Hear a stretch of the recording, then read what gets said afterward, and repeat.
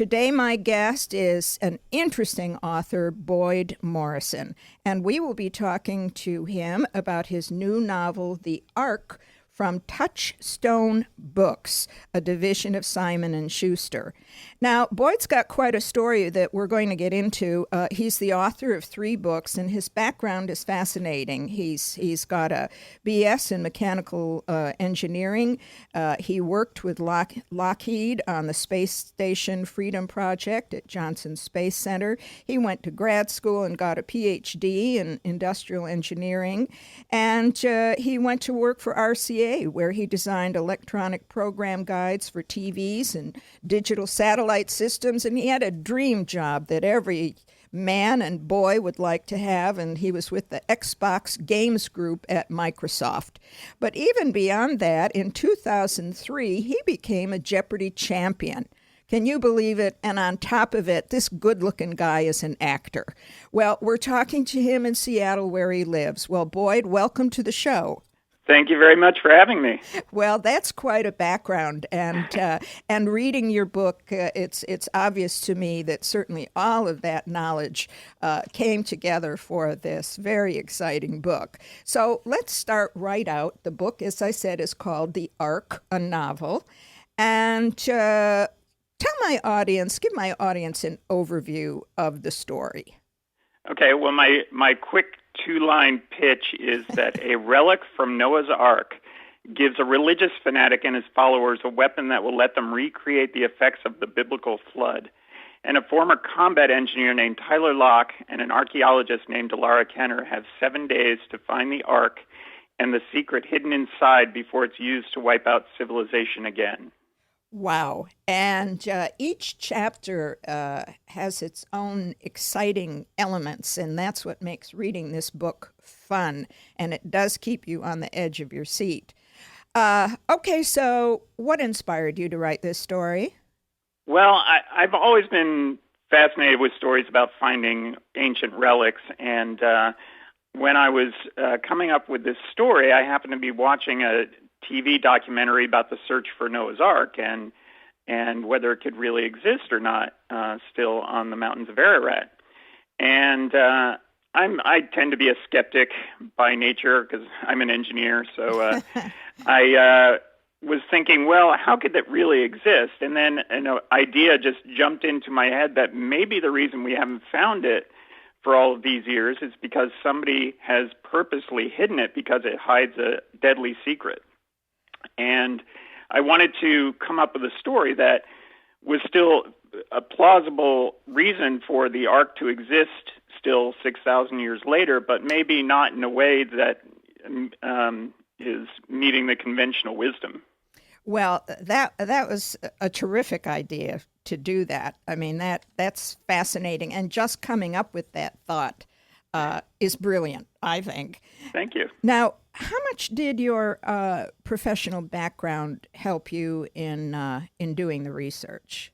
Well, as I said, I'm an engineer by background, and I thought I'm a huge thriller fan, and I've read for many years in this genre and love movies in this genre as well. And I thought there really haven't been too many engineering action heroes who are engineers. There's been archaeologists with Indiana Jones, and there's been doctors and lawyers and cops and spies, but really not many engineers. And I thought, well, since I have an engineering background, why don't I correct that and come up with a swashbuckling hero who can do everything that the other heroes do, but also has the background to make it believable that he would be able to use a lot of this technology in a unique way to get out of the situations he's in. Yeah, and good for you, because that's so true. I think most people think of engineers as these well-educated, solid people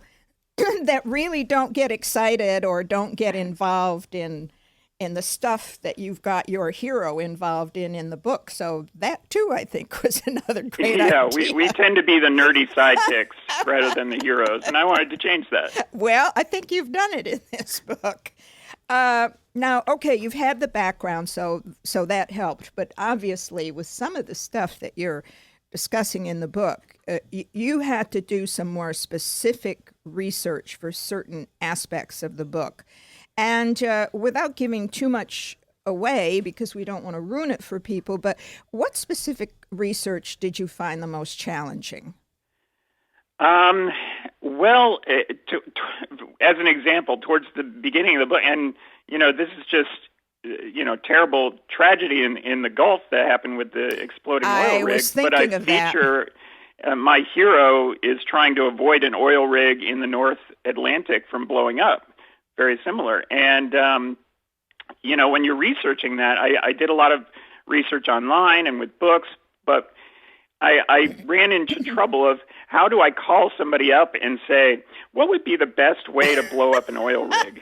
I could see a lot of people, especially as an unpublished author, being a little skeptical, especially in this day and age of terrorism, of course. That might be an odd question to get. So I had to come up with my own way, and I tried to make it as realistic as possible based on previous oil rig disasters, but also changing some of the details, of course, to make it a little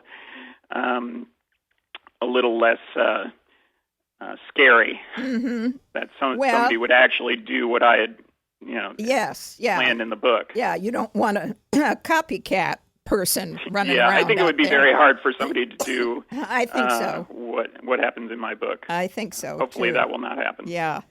But that was a real on the edge of your seat moment. That description. Great, and I tried to make the oil rig itself as realistic as possible, but the scenario is a little tweaked. Yeah, well, I've never been on an oil rig, but I felt that in reading that I was a little more familiar with what it would be like. Yeah, I haven't worked on an oil rig, but I did work as a roustabout in the oil fields of West Texas one summer during college, so I have been around that kind of environment. Now, there's also these, I don't know, do you call them boats, rafts that you described? The free-fall lifeboats. Yeah, and they actually exist. That's the way they work? And in fact, I haven't read any detailed accounts of the explosion on the oil rig off of Louisiana, but I'm guessing that is how most of the survivors got away, because it's a very common rescue system now on oil rigs, because there was a terrible disaster in the North Sea where the hundreds of oil rig workers died because they couldn't get off an oil rig fast enough. Yes, yeah, and so they developed these free-fall lifeboats. Right. How now the rig that we're dealing with now, not in your book, but the real life situation that we're dealing with now, isn't that an even higher from the surface of the sea than average rig? Seemed to me I read that somewhere. Well, it drills to the seabed, which is 5,000 feet below, and I believe that is fairly much more common in the North Atlantic off of Newfoundland. Off of Louisiana, most of the drilling is in shallower waters, but this one unfortunately happened to be in very deep waters, which makes it much more difficult to capture. And I do remember reading about, they called them boats, I think, or whatever, but I remember reading about that, and also reading about the fact that some people have obviously jumped. And so it is... it's mind-boggling sometimes, the synchronicity of something. Here you have a book talking about that, and then this event happens. Well, and we had another one last week with Noah's Ark supposedly being discovered. Well, we're going to talk, and we're going to talk about that. Okay. Also, what I'd like to have you talk about now is that I want to tell my listeners that, first of all, I'm talking to Boyd Morrison, the author of The Ark, a novel from Touchstone, a division of Simon & Schuster. And Boyd, you've got a 3-book deal going on here, plus the sequel. But I'd like you to tell my listeners how it came about that you have this 3-book plus deal with Simon & Schuster. How did you start out with these books? Well, as you mentioned, The Ark is the 3rd book I wrote, and it was the first book that I was able to get representation with a literary agent in 2007. We did some tweaks with the book, and she started sending it out to publishers in 2008. And we got a lot of what I call rave rejections, right, where we would have editors tell us that they loved the characters and the plot and the action, but they just couldn't figure out how to place it in a crowded thriller novel market. Right. So after 5 rejections from publishers, we had pretty much exhausted all of our options, and at about that time, the Amazon Kindle store was allowing unpublished authors to post their books onto the Kindle store. And I was developing my website at the time, and I was planning to allow people to download my books for free. And so I decided, well, I'll just put them on the Kindle store as well. And my agent thought it was a great idea because we had nothing to lose, really. That's right. And if I could show publishers that there was a readership out there for my books, we might be able to convince them to publish me. So when I put my 3 books online, after 3 months, I had sold 7,500 books just on the Kindle store, and probably at least an equal amount downloaded from my website, and I was selling books at the rate of 4,000 a month. Wow. Those figures I couldn't believe, really. I mean, that's incredible. And it really was just from word of mouth. I got great reviews from readers, and they were telling all their friends about it. And at one point, The Ark was the #1 techno thriller in the Kindle store. Mm-hmm.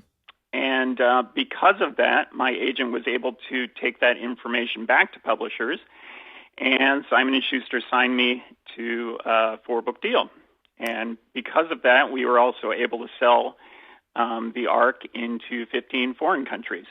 Well, I'll tell you, you've got all of the writers out there and the would-be writers just salivating at this story and being happy but dying of jealousy because you did something that a lot of writers haven't been able to do. What year was this that it was the #1 spot on the Kindle? Last year in 2009. Yeah. You had actually written this book in what year? Or started the story I finished anyway. it in 2007. In 7, yeah. Well, that's not bad. That's not bad at all, is it? In 2 years. Yeah, well, it's a good lesson in persistence because it was my 3rd book. The first 2 I had not been able to find an agent for. And the Ark, we got rejected by 25 publishers. Yeah. And so, you just have to keep going and keep writing, and eventually it'll happen. Well, I think it's true, but I think the time in which you accomplished all of this is pretty amazing. I mean, I talk to a lot of authors, and they all say the same thing, all of the rejections that they've gotten and everything else. But sometimes they go on a little longer than you did. So, you did something right here. So we got to give you credit for that. Yes. Well, thank you. Okay, fine. All right. So as I told my listeners, we're talking to you from Seattle, and you're on more than a 7-city tour, but I'm calling it a 7-city tour because you're going to start out in Seattle and then end up in Seattle before you go east. And you're going to be appearing in the LA area. Yes. And we're going to talk about that also in just a few minutes. But is this your first book tour? It is. Well, this is really my debut book. Well, this is first time it's in print. This is so exciting. Where can they meet and greet you, and on what dates?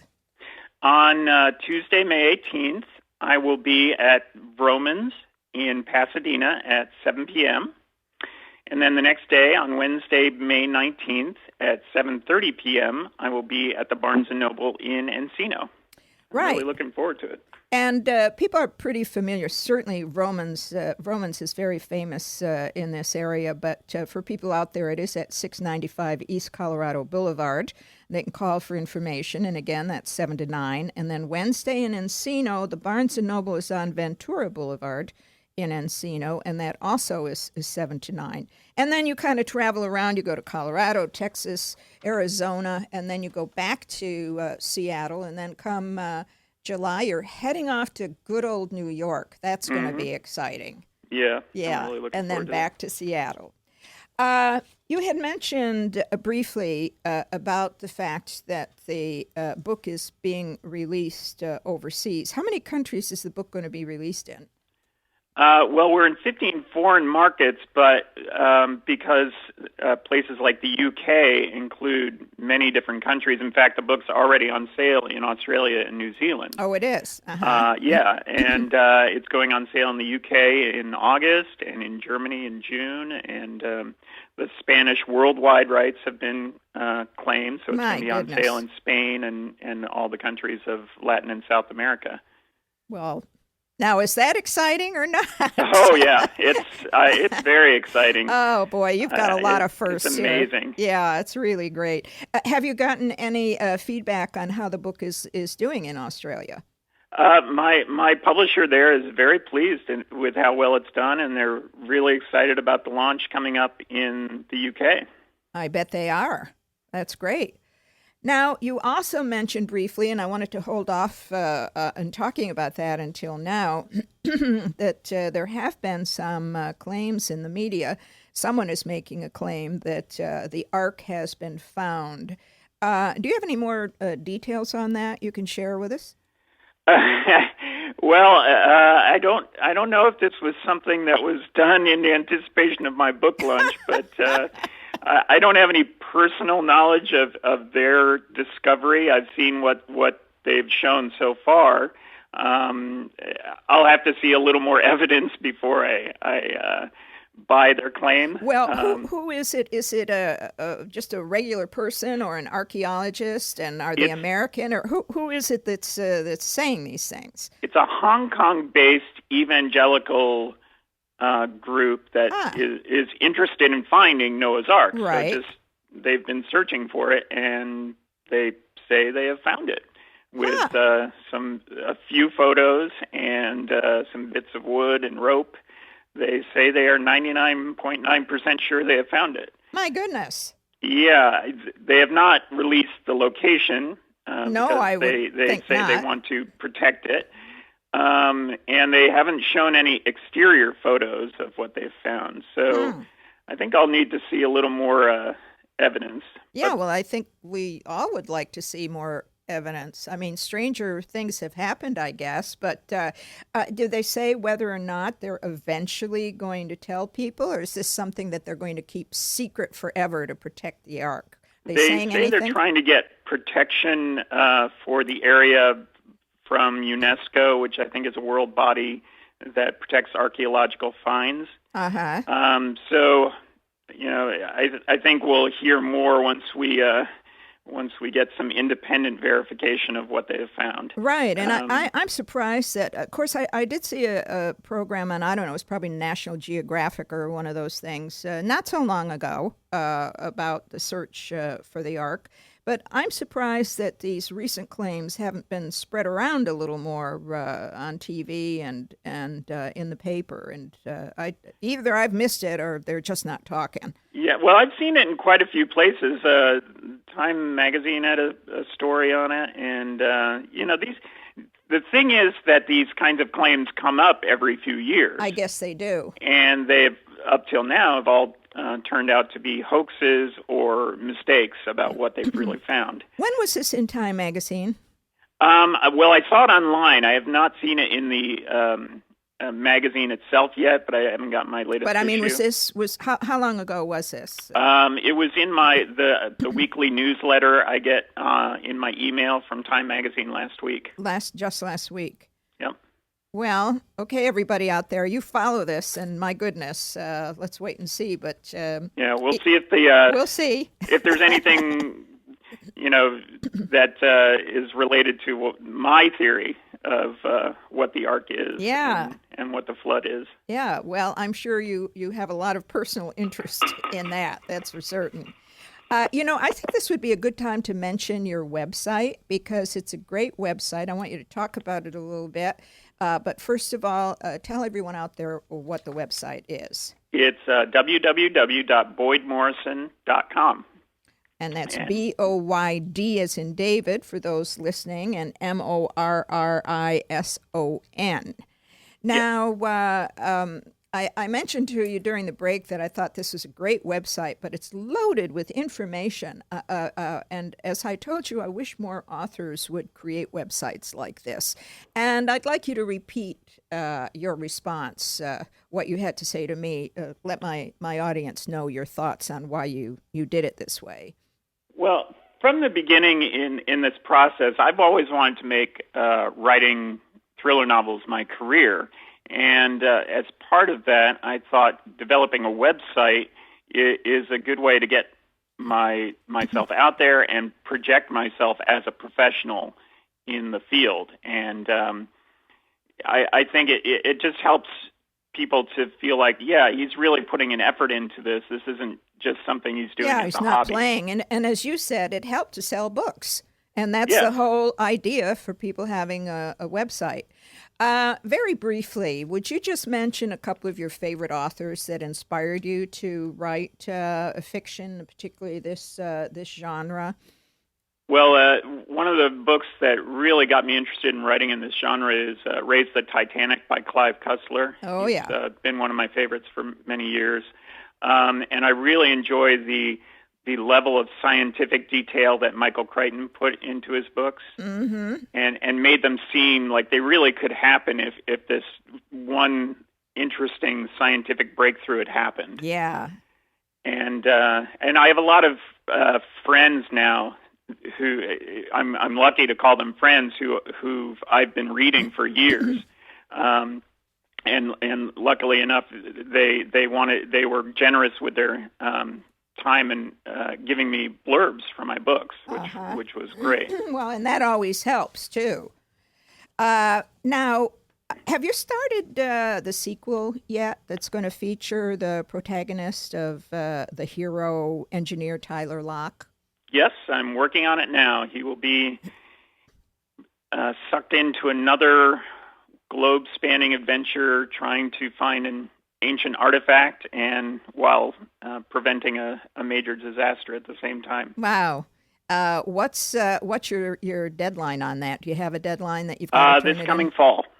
Oh, wow. Well, that'll be here before we know it, won't it? Yeah. Believe it's very different writing with a deadline now, because up till this point, it's all been my own internal deadlines about when I wanted to get something done. But now people are actually expecting the book to come out next summer, so I've got to get it done. Do you use an outline when you're writing a story? I do. I think that's my engineering background. I like to plan things out to make sure I don't run into major plot holes that make me have to go back and rewrite whole sections of the book. So I like to know where it's going and the major plot beats. But there's a lot of serendipity that comes in the writing process, which makes it fun, because you get those little epiphanies every day of, I didn't think of that until just now. That's cool. Yeah, but I can see how something this complicated, you really would need to use an outline to get yourself getting all going. the pieces in the right places. Right. Is Now, a challenge. you've also got an acting background. What are some of the roles you've had, or some of the has it been film or TV or both?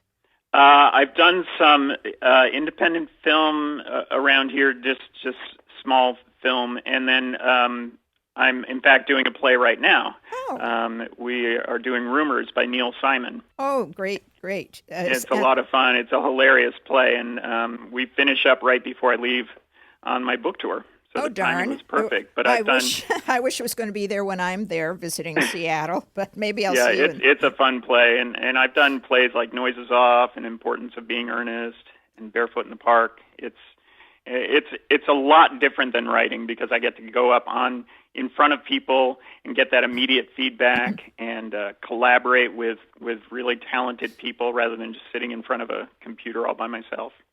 And again, I want to mention to the audience, if they're just tuning in, this is Boyd Morrison, author of The Ark, the new novel that's come out from Simon & Schuster, Touchstone Books, and he's got quite a background, so we're kind of covering that right now. But I would think that acting would help your writing, because I would think that would help you visualize almost like a director. You're almost directing yourself in your mind when you're creating scenes and so forth. Am I right, or is that not correct? I think it also helps in creating the characters, because as an actor, I have to take the words somebody else has written and make the character my own.